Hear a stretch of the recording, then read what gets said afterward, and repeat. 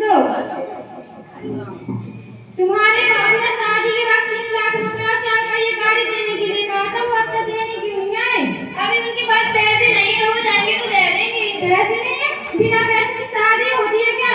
इतना सुंदर मकान हो ही क्यों गिरवी रख देते हो? गिरवी रख के तो मेरी शादी की है। अच्छा चलो अपने बाप से कह देना जल्द से जल्द पैसे का इंतजाम करवा के हम भिजवा दें। हाँ बोल देंगे। विनोद, ओ विनोद बेटा। आया माँ जी, आपने मुझे बुलाया। देख, तेरे ससुराल वालों ने भी तो दहेज के पैसे नहीं भिजवाए। अब चिंता मत करो माँ जी, चुटकी बजाते ही दहेज के पैसे निकलवा लूंगा। ठीक है बेटा। बहू, मामा जी, अभी तक तेरे ससुराल वाले ने, अभी तक तेरे बाप ने पैसे नहीं भिजवाए। इतनी सारे गंजा इतनी थोड़ी जल्दी थोड़ी हो जाएगा क्या? विनोद, ओ विनोद बेटा। आया माँ जी, क्या बात है? देख तेरी पत्नी कैसी कैची की तरह जुबान चला रही है। तुम्हारी माँ कैसे हुई? मेरी माँ जी से जुबान लड़ाई? मैंने तुम्हारी माँ जी से बिल्कुल भी जुबान नहीं लड़ाई है। निकल जाओ मेरे घर से, मेरे घर में तुम्हारी कोई जरूरत नहीं है। अगर तुम इस घर में रहना चाहती हो तो अपने बापू जी से कहकर दहेज के पैसे लेकर आओ, तभी तुम इस घर में रह सकती हो। नहीं, मुझे इस घर से मत निकालो, मैं कहाँ जाऊंगी? बेटा, मुझे तुमसे कोई मतलब नहीं है।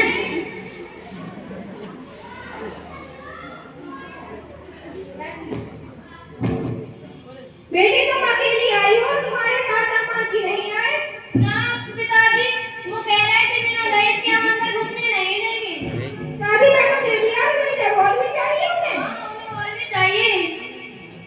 अपने बाप को घर था, वो भी अपनी गिरवी कर रखी है, वो भी तो आपका ही घर है। ना पापा जी, गिरवी नहीं रखना है, ना मुझे उस घर में जाना है अब। क्यों? आपका तो वही घर है, आपको जाना होगा। ना, मैं नहीं जाऊंगी। ठीक है।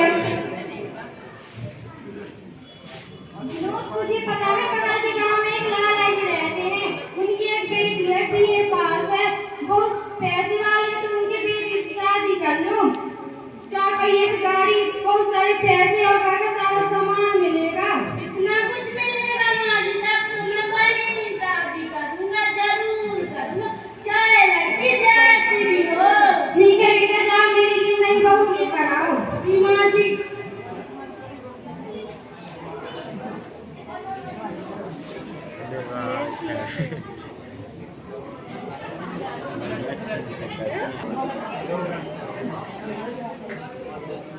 लो माँ जी, मैं आपके लिए नई बहू ले आया। बेटा आ रही है आरती की थाली लेकर।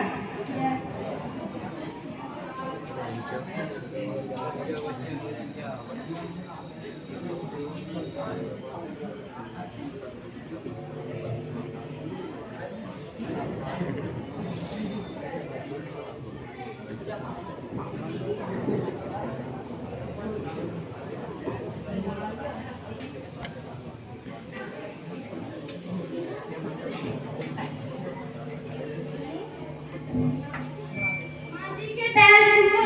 मैंने छूली पैर में रखवाई फुट, मैंने छूंगी पैर। बेटा ये बात नहीं रहेगी तो सीख जाएगी। ठीक है माँ जी, मेरा कॉल आ रहा है, मैं जा रहा हूँ। माँ जी, ओ माँ जी। क्या हुआ बहू? मेरी कोल्ड ड्रिंक लाओ, मुझे प्यास लग रही है। क्या हुआ? ठीक है। जो मेरी डैडी ने दहेज में दी थी, उसी में से निकाल लाओ। ठीक है बेटा।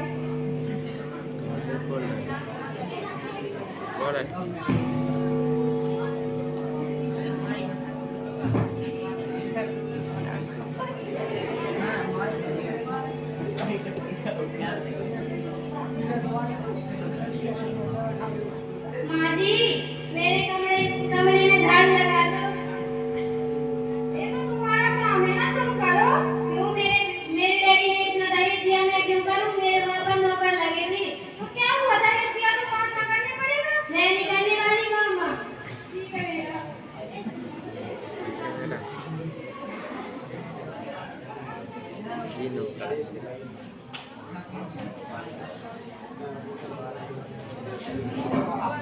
माँ जी, ये सब आप क्या कर रही हो? छोड़ो इसे। बेटा झाड़ू लगा रही हूँ। और पलक कहाँ है? वो तो बगीचे में घूमने गई है। पलक, ओ पलक, किधर आओ।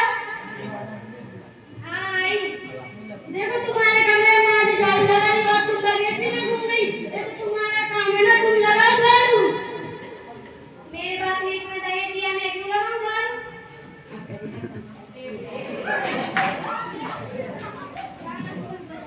जी सब्जी तो मेरी पहली बार नहीं ठीक थी। तुम बिल्कुल सही कह रहे बेटा, कम से कम मुझे काम तो नहीं करना पड़ता था, मैंने तो कर्म ही भूल गए। पहले आप ही कह रही थी और आप ही पछताने क्यों आप? मैं क्या करूं बेटा, मेरे दहेज में लालच में पड़ गई थी, मुझे माफ कर दो, मुझे मेरी पहली वाली बहू के पास ले चल। अगर वो नहीं आई तो मैं मना लूंगी। ठीक है माँ जी चलते हैं। राम राम संगी जी। राम राम समधन जी, यहाँ कैसे? हम अपनी बहू को साथ लेने आए हैं। यहाँ नहीं रहती कोई बहू, यहाँ तो सिर्फ मेरी बेटी और मैं रहती हूँ। मुझे माफ कर दो, मुझे माफ कर दो, मैं अपनी बहू को अपने साथ लेकर ही जाऊंगी, मुझे पछतावा है अपनी गलती पर। पछतावा तो होगा ही, ऐसी मेरी बेटी है। मैं अपनी बेटी को अपने साथ ही लेकर जाऊंगा, हमें माफ कर दो, हम अब कब आपकी बेटी को कभी भी परेशान नहीं करेंगे।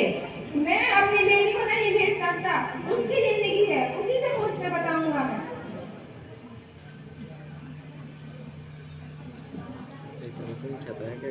बेटी तुम जाना चाहती हो अपने ससुराल या नहीं? हाँ आपकी मर्जी है तो चली जाऊंगी।